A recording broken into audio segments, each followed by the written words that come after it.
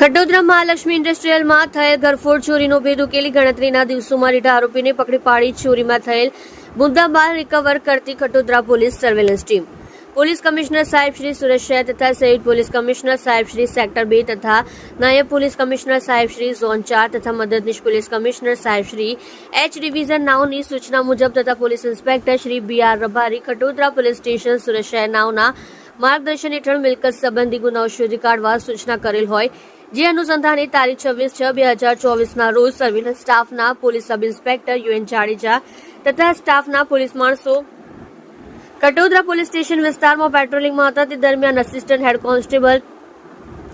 ચેતનભાઈ રમણભાઈ તથા police constable રાહુલભાઈ રમેશભાઈ તથા જગદીશભાઈ દીપકભાઈ નાઓને બાતમી હકીકત મળેલ કે ખટોદરા મહાલક્ષ્મી ઇન્ડસ્ટ્રીયલમાં થયેલ રોકડ રૂપિયા તથા પાર્સલ મળી કુલ રૂપિયા 3,78,000ની ઘરફોડ ચોરીનો બનાવ બનેલ, જે કામનો આરોપી હાલ ખટોદરા ગાંધી કુટીર કચરા પ્લાન્ટ ખાડી બ્રિજ પાસે પાંડેસરા તરફથી એક સફેદ કલરની ઇકો કાર જેનો રજિસ્ટર નંબર GJ05RT 8689 લઈને ચોરી કરી માલ વેચવા નીકળનાર છે, જે બાતમી હકીકત આધારે આરોપીની વોચમાં રહી મળી આવતા પકડી પાડી. આરોપી આકાશરામ વૃક્ષ વિશ્વકર્મા, ઉંમર વર્ષ 25, ધંધો નોકરી, રહેઠાણ ઘર નંબર 3 સાલીકરામના મકાનમાં, ખોડિયાર રેસિડેન્સી, દેલાડવડ ગામ,